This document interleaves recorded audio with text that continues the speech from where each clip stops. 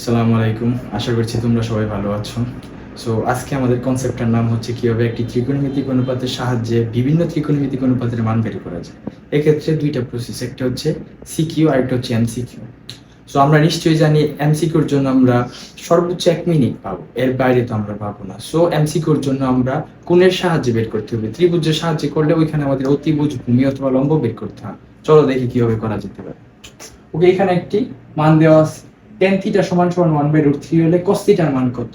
So আমরা এমসিকিউর জন্য জাস্ট tan থিটা সমান সমান 1/√3 লিখব।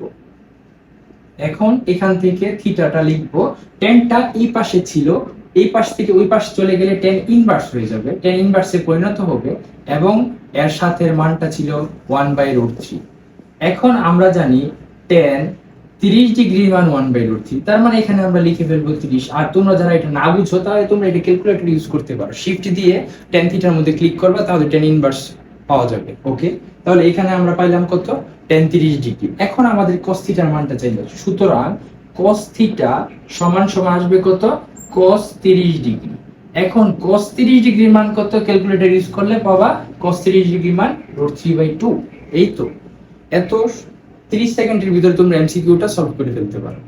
আর যদি আমরা এটাকে যদি সিকিউর জন্য করতে চাই তাহলে তো আমাদের একটি ত্রিভুজ আঁকতে হবে। তাহলে ত্রিভুজটা আঁকি। tan থিটা আমরা জানি কি, আগে একটা ত্রিভুজ আঁকবো। tan থিটা মানে কি, লম্ব বাই ভূমি। যদি এটা থিটা হয় তাহলে লম্ব এটা, ভূমি এটা, নিশ্চয়ই এটা তোমরা জানো। তাহলে tan থিটা মানেও তো লম্ব বাই ভূমি। তাহলে লম্বর মান 1 আর ভূমির মান আছে √3। যদি পিথাগোরাস ইউজ করো, পিথাগোরাসের সূত্রের সাহায্যে তোমরা অতিভুজের মান অনেক কষ্ট সাহায্যে পাবা 2। এটা পিথাগোরাস ইউজ করলে বুঝতে পারবা। তারপরে আমরা cos থিটাটা লিখতে পারবো, cos থিটা সমান সমান ভূমি বাই অতিভুজ, ভূমিটা কত √3, অতিভুজটা কত 2। তাহলে এটা হচ্ছে আমাদের সিকিউর প্রসেস, একটা ত্রিভুজের সাহায্যে করতে হবে। আর যদি আমরা এমসিকিউর জন্য করতে চাই তাহলে নিশ্চিতভাবে আমাদেরকে থিটার মানটা বা কোণের মানটা আগে বের করে ফেলতে হবে। Fine, please subscribe.